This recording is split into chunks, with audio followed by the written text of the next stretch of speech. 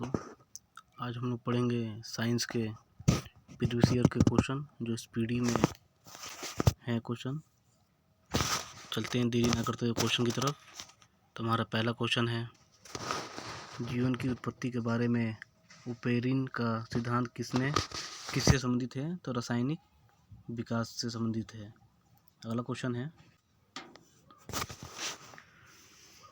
प्रजातियों की व्यक्तिगत संख्या को बनाए रखने और उनके विलोपन को रोकने के लिए क्या आवश्यक है? तो प्रजनन आवश्यक है। ध्वनि की दृढ़ता को जो दोहराए प्रतिबिंब का परिमाण होती है, इसे क्या कहते हैं? प्रतिध्वनि कहते हैं। तो अगले क्वेश्चन की तरफ। क्वेश्चन है, प्रकाश का क्वांटम सिद्धांत किसके द्वारा प्रदान किया गया था? तो किया गया था ये प्लैंक के द्वारा किया गया था। अगला क्वेश्चन है, सबसे कठोर प्राकृतिक पदार्थ है हीरा सबसे कठोर प्राकृतिक पदार्थ है। अगला क्वेश्चन है, आधुनिक आवर्त सारणी में टेढ़ी मेढ़ी रेखा किसे अलग करती है? तो ये धातुओं को अधातुओं से अलग करती है। ये बहुत इम्पोर्टेंट क्वेश्चन है, ये पेपर में बहुत बार पूछा गया। तो railway group D, LP, railway JE में। अगला क्वेश्चन है, मनुष्यों में एक संयोजी ऊतक के उदाहरण है हड्डी। अगला क्वेश्चन है, कार्बन के उपयोग द्वारा अपचयन करके किस धातु को प्राप्त नहीं किया जा सकता है? तो सोडियम को प्राप्त नहीं किया जा सकता है। अगला क्वेश्चन है, जब सोडियम क्लोराइड के पानी में बने घोल के मध्य से बिजली पारित होती है तो कौन सा उत्पाद बनता है? तो ये बनता है सोडियम हाइड्रोक्साइड। अणु का गठन करने वाले परमाणुओं की संख्या को क्या कहते हैं? तो परमाणविकता कहते हैं। अगला क्वेश्चन है, बर्फ पानी पर तैरती है क्योंकि इसका घनत्व पानी से कम होता है। चलते अगले क्वेश्चन की तरफ। एम कक्षा सेल में समाहित किए जा सकने वाले इलेक्ट्रॉनों की संख्या 18 होती है। अगला है, मानव प्रजनन प्रणाली का कौन सा हिस्सा माँ के रक्त के भ्रूण को पोषण प्राप्त करने में मदद करता है? तो गर्भनाल। अगला क्वेश्चन है, जंतुओं का कौन सा समूह विशेष रूप से मुक्त रूप से रहने वाले समुद्री जीव है? तो एकिनोडर्मेटा मुक्त रूप से रहने वाले हैं। पौधों का सार्वभौमिक प्राकृतिक ऑक्सीन है IIA। कौन सा ऊर्ध्वपातन कर सकता है? तो अमोनिया क्लोराइड कर सकता है। अगला क्वेश्चन है, बाल की परिभाषा को किस आधार पर व्याख्यायित किया जा सकता है? तो न्यूटन के गति का पहला नियम पर किया जा सकता है। अगला है, कौन सा जानवर अपना लिंग बदल सकता है? तो स्नेल अपना लिंग बदल सकता है। अगला क्वेश्चन है, किस प्रकार के प्रजनन में अधिक विविधता उत्पन्न होती है? तो लैंगिक प्रजनन में। अगला है, पानी के द्वारा ऊपर की तरफ लगाया गया बल क्या कहलाता है? तो उत्प्लावन बल कहलाता है। अगला क्वेश्चन है, अगर किसी चालक का प्रतिरोध आधा कर दिया जाए तो इसका ऊष्मीय प्रभाव हो जाएगा आधा। अगला क्वेश्चन है, पौधों का नर प्रजनन अंग है पुंकेसर। अगला क्वेश्चन है, अत्यधिक प्रतिरोध वाले चालक को क्या कहा जाता है? तो प्रतिरोधक। चलते अगले क्वेश्चन की तरफ। तो पार्थेनोकोर्पी को किसके रूप में परिभाषित किया गया है? तो निषेचन के बिना फलों के विकास के लिए किया गया है। अगला क्वेश्चन है, फास्फोरस के एक परमाणु में कितने संयोजी इलेक्ट्रॉन होते हैं? तो 5 होते हैं।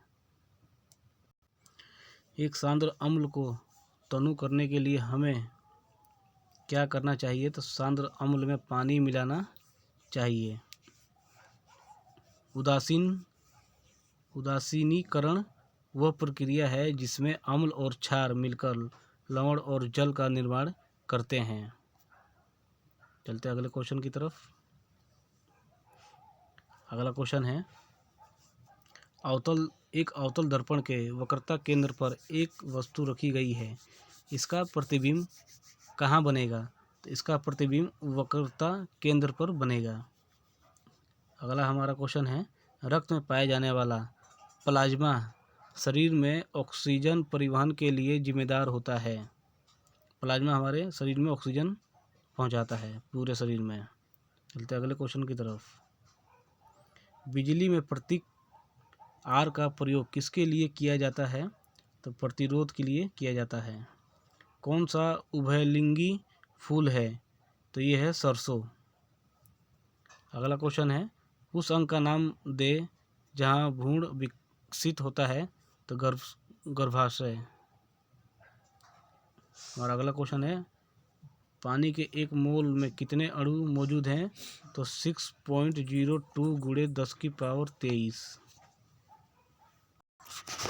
अगला क्वेश्चन है, निम्न में कौन सा जानवरों में पाए जाने वाला हार्मोन नहीं है? तो ऑक्सिन हार्मोन नहीं पाया जाता जानवरों में। अगला है, ऑक्सीजन में कार्बन को जलाने पर कार्बन डाइऑक्साइड उत्पन्न होते समय कौन सी अभिक्रिया घटित होती है? तो दहन अभिक्रिया घटित होती है। अगला क्वेश्चन है, वस्तु पर बल लगने के बावजूद भी किया गया कार्य शून्य होगा यदि उसका विस्थापन शून्य हो तो। अगला क्वेश्चन है, जंतुओं का सबसे बड़ा समूह आर्थ्रोपोडा है। आर्थ्रोपोडा जंतु का सबसे बड़ा समूह होता है। अगला क्वेश्चन है, लगातार या एकाधिक परावर्तन के कारण प्रतिध्वनियों को एक से अधिक बार सुना जा सकता है। अगला क्वेश्चन है, मैग्नीशियम रिबन को जलाने में से सफ़ेद राख उत्पन्न होती है जिसे हम मैग्नीशियम हाइड्रोक्साइड बनाने के लिए पानी में घोला जाता है। अगला क्वेश्चन है, किसने यह खोजा कि हर 8वें तत्व के गुण पहले के समान हैं? तो न्यूलैंड ने इसका खोज किया था। अगला क्वेश्चन है, अधातुओं में आमतौर पर सबसे बाहरी सतह में 5, 6, 7 और 8 इलेक्ट्रॉन होते हैं। अगला क्वेश्चन है, परमाणु की त्रिज्या का प्रयोग किसे मापने के लिए किया जाता है? तो परमाणविक आकार का प्रयोग किया जाता है मापने के लिए। अगला शक्ति का सूत्र है कार्य बटे समय। निम्नलिखित में से किन स्थायी ऊतकों में कोशिकाएं मृत होती हैं? तो स्क्लेरेन काइका मृत होती हैं कोशिकाएं। अगला क्वेश्चन है, वृषण अंडकोश की थैली में उदर गुहा के बाहर स्थित होते हैं। वनस्पति भागों या बीज के बजाय कोशिकाओं के माध्यम से नए पौधों को उगाना कहलाता है टिश्यू कल्चर। तार की लंबाई दुगनी करने पर एमीटर की रीडिंग किस प्रकार प्रभावित होती है? तो यह आधी रह जाती है। स्थिति या आकृति में हुए परिवर्तन के कारण एक वस्तु में निहित ऊर्जा को कहा जाता है स्थित ऊर्जा।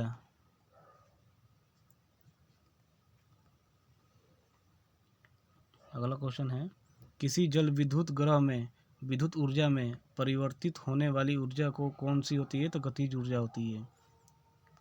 अगले क्वेश्चन की तरफ चलते हैं।